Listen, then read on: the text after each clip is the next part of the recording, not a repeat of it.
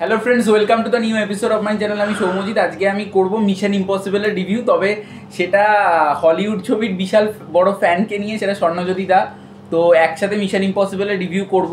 এটা first time আমার channel থেকে আসছে একসাথে রিভিউ। তো স্বর্ণজ্যোতি দা, কেমন আছো? কত বড় নির্লজ্জ বেহায়া, চিন্তা করুন। একজন মহিলার সাথে সাউথ সিটির ইনসিগনিয়াতে মিশন ইম্পসিবল দেখতে গেছিল, আমাদের সাথে গ্রুপে যায়নি, যেটার রিভিউ আপনারা পাবেন দেখতে, ঠিক আছে? আমাদের সাথে যায়নি, এখন আমার বাড়িতে এসে রিভিউ করবে বলে। আমি বলে দিচ্ছি, আমি যাদের সাথে বন্ধুত্ব করি না, মানে আমাকে দেখে শিখবেন, বাজে লোকদের সাথে বন্ধুত্ব করতে নেই, ঠিক আছে? আর যাকে তাকে তো ভাই তো একদম পাতাতে নেই, ঠিক আছে? ওকে, তুমি কেমন আছো আগে বলো। আমি ভালো নেই ভাই, তুই একটা মেয়ের সাথে ঘুরছিস আর এদিকে আমি 30 বছরের সিঙ্গেলে পড়ে রয়েছি। আমাদের কমিউনিটিরই 2-3 জনকে দেখে শিখেছি। লোকে আমাকে উমেন ব্যাশার বলছে, ইজ দিস ফান? হ্যাঁ, না, প্রথমে তুমি আমাকে বলো যে তোমার কেমন লাগে। ওদিকে টম ক্রুজ পর্যন্ত ফুল অন ফ্ল্যাটবাজি করে যাচ্ছে, প্রেম করে যাচ্ছে। একটা বউ মরে গেল, আরেকজনের সাথে প্রেম করলো, সে মরে গেল, এখন আবার আরেকজনের সাথে করছে, তাও সেটা ক্যাপ্টেন আমেরিকার বউ। হেইলি অ্যাটওয়েল যার সাথে প্রেম করছে, ওটা ক্যাপ্টেন আমেরিকার বউ। ওটা ক্যাপ্টেন আমেরিকা টাইম ট্রাভেল করতে গেছে বলে টম ক্রুজ যা খুশি তাই করছে। This is wrong. তো তুমি আগে বলো তোমার কেমন লেগেছে। আমার ভালো লেগেছে। তোর কেমন লেগেছে? আমারও বেশ ভালো লেগেছে। তবে আমরা যদি গল্পকে একদম একটুখানি করে বলি, গল্পটা হচ্ছে যেখানে মিশন ইম্পসিবল মানে ডেড রেকর্ডিং শেষ হয়েছিল, ঠিক তার পর থেকেই এটা শুরু হচ্ছে অন্য আরেকটা মিশন, যেটাতে লাস্টে যে কিটা, অন্য আরেকটা মিশন, মানে যে কিটা দিয়ে শেষ। ভুলভাল তো বকিস না ভাই, ওই গল্পটারই তো হচ্ছে, ওই গল্পটাই তো কন্টিনিউ হচ্ছে। যেখান থেকে শেষ হয়েছে, ওটা তো আমি বললাম, যেখান থেকে শেষ হয়েছিল তারপর থেকেই শুরু হচ্ছে। তো আমার এই ছবির জন্য কিছু পজিটিভ দিক আছে, কিছু নেগেটিভ দিক আছে, যেটা স্বর্ণজ্যোতি দাও বলবে পজিটিভ দিক। আমার এখানে যে অ্যাকশনগুলো, সেগুলো ভীষণ ভালো লেগেছে। বিশেষ করে টম ক্রুজের ওই জলের নিচে যে খালি গায়ে যে অ্যাকশন সিকোয়েন্স, মানে জলের নিচে যে সার্ভাইভ করা, বা ওই অ্যাকশন সিকোয়েন্সটা, বা প্রথম দিকের যে একদম শুরুর দিকে যে অ্যাকশন সিকোয়েন্সটা দেখায়, তো সেগুলো আমার অ্যাকশানের জন্য এই সিনেমাটা 10 আউট অফ 10। কারণ আমরা প্রত্যেকে জানি যে টম ক্রুজ অ্যাকশন খুব ভালো করে। তো অ্যাকশন আমার এই ছবিটাতে ব্যাপক লেগেছে। তোমার অ্যাকশন কেমন লেগেছে? আমার কিছু সিকোয়েন্স আছে যে সিকোয়েন্সগুলো খুবই ভালো, বাট সেগুলো অ্যাকশন সিকোয়েন্স নয়, ঠিক আছে? মানে অ্যাকশন সিকোয়েন্স বলতে আমরা হ্যান্ড টু হ্যান্ড কম্ব্যাট বুঝি, বা কোনো কার চেজ বা বাইক চেজ বা ভেহিকুলার অ্যাকশন, ওরকম টাইপের জিনিসপত্র বুঝি। তো এই সিনেমাটাতে হ্যান্ড টু হ্যান্ড অ্যাকশন খুবই কম। একটা জায়গাতে ছিল, সেটা আমাদেরকে কাইন্ড অফ না দেখিয়ে, ওটা কোনো কাট হয়েছে বা কিছু হয়েছে সেটা না দেখিয়ে অন্য একটা ক্যারেক্টারের দিকে ফোকাসটাকে ঘুরিয়ে দেওয়া হলো। তা বাদ দিয়ে লাস্টের যে ফ্লাইটের মধ্যে চেজিং সিকোয়েন্স, সেটা ভালো। জলের তলায় সাবমেরিনের মধ্যে একটা কি রিট্রিভ করার ব্যাপার ছিল, সেটাও বেশ ভালো ছিল।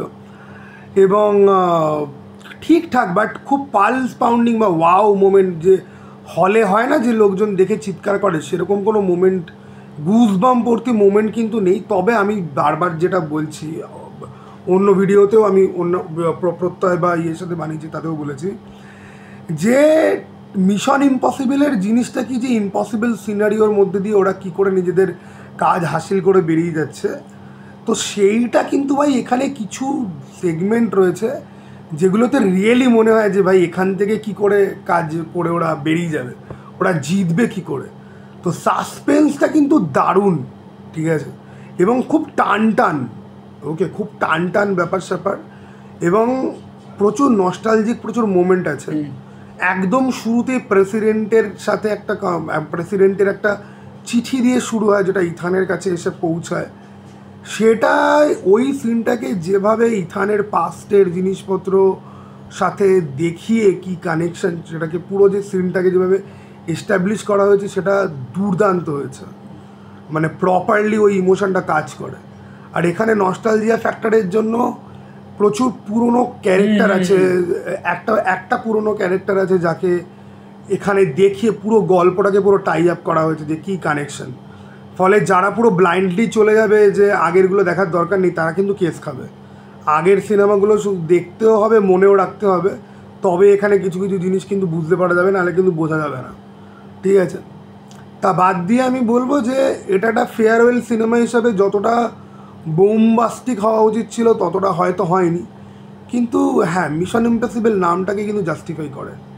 হ্যাঁ, আর আমার আরেকটা কথা যে এই সিনেমাটার যে বিজিএম, সেই বিজিএমটা খুব মানে যেটা পুরনো যে বিজিএমটা ছিল সেই বিজিএমটাকে যে বারবার টম ক্রুজ দৌড়চ্ছে সেই সময় বিজিএম, সেটাকে ব্যাপকভাবে দেখিয়েছে। এবং আরেকটা যে এই সিনেমার মধ্যে বাকি যে স্টার কাস্টটা ছিল, এখানে অনেকেই আছে যারা খুব বেশি স্পেস পায়নি বা অনেকেই আছে যারা স্পেস পেয়েছে। বাকি স্টার কাস্টটা কিন্তু ভালো কাজ করেছে, বাকি স্টার কাস্টদের কিন্তু অ্যাক্টিংয়ে কিছু খামতি নেই। তবে আমারও এই সিনেমাটা আমাদের মিশন ইম্পসিবল যে ফার্স্টের যে মানে ডেড রেকর্ডিং যে ফার্স্ট যে সিনেমাটা ছিল তার থেকে একটু খারাপ লেগেছে। কিন্তু আমি সবাইকে বলবো যে এটা যেহেতু টম ক্রুজের লাস্ট মিশন ইম্পসিবল, প্রত্যেককে হলে গিয়ে দেখার জন্য। কারণ এই সিনেমাটা মানে হতে পারে যে হয়তো মোটামুটি হয়েছে, কিন্তু ছবিটা কিন্তু লাস্ট, এবং টম ক্রুজ যেহেতু এর পরে আর মিশন ইম্পসিবলের পার্ট করবেন না, তো আমি তাই জন্য রিকোয়েস্ট করবো সবাইকে এটা হলে গিয়ে দেখার। হ্যাঁ, কারণ টম ক্রুজ পয়সা দেবে তো ওকে, ও সবাইকে রিকোয়েস্ট করে, দাদা গিয়ে চন্দ্রবিন্দু দেখো, দাদা একেন দেখো, দাদা ব্রহ্মার্জুন দেখো। না আমি আসলে নাটক মাইরি মানে বলছি আমি আসলে সিনেমার পাশে দাঁড়াতে চাই, সেটা যে ইন্ডাস্ট্রিরই হোক, হলিউড। হ্যাঁ, ওই জন্য ফাইনাল ডেস্টিনেশন রিলিজের আগের দিন আমি পাইরেসি করে দেখি এবং লোককে বলেও দিই কিভাবে পাইরেটেড ওয়েতে গিয়ে আপনারা দেখতে পারবেন। আমি কিন্তু পাইরেটেড ওয়েতে করেছি, তবে আমি কিন্তু সাইডের নাম বলিনি। তো বাবাই তুমি স্ক্রিনশট নাকি সব তুমি দিয়ে দিয়েছে, তুমি চুপ করো, ঠিক আছে? একটাও সিনেমা না দেখে আমি বড় ফ্যান। একে নিয়ে আমরা রোস্ট করেছি শুভমের চ্যানেলে, ইটস রিভিউ টাইমে দিয়ে দেবো, ঠিক আছে? দেখবে না, আর না ইটস রিভিউটা আমি পোস্ট করেও তো দিয়েছো। হ্যাঁ, করে দিয়েছি তো, আবার করবো, তোকে নিয়ে আরো রোস্ট ভিডিও আসছে। আমাকে নিয়ে আরো? আমি সুপারস্টার ধনস্টার আমার। আচ্ছা, আর আরেকটা জিনিস যে এখানে তুমি আমাকে বলো যে এই মিশন ইম্পসিবলের মধ্যে যে আমরা যে 2 ঘন্টা 50 মিনিট যে পুরো সিনেমাটা দেখলাম, সেটা স্ক্রিন প্লেটা তোমার কেমন লেগেছে? ভালো লেগেছে। মানে স্ক্রিন প্লেটা কিন্তু ভীষণ টাইট, মানে স্ক্রিন প্লেটা কিন্তু এনজয় করা যায়। আচ্ছা, এই যে শব্দগুলো তুই শিখেছিস কারোর থেকে? What do you mean by this tight screen? Tight মানে হচ্ছে একটুও বোর করবে না। যেরকম আমরা এই যে একেনের গতকাল আমরা রিভিউ করেছি, তো একেন যেরকম সিনেমা বা বহুরূপী যেরকম সিনেমা, বহুরূপীর মধ্যে সেই ভাবটা ছিল সেকেন্ড হাফে যে কিছু কিছু জায়গায় বোর করবে, ফার্স্ট হাফটা পুরো টাইট।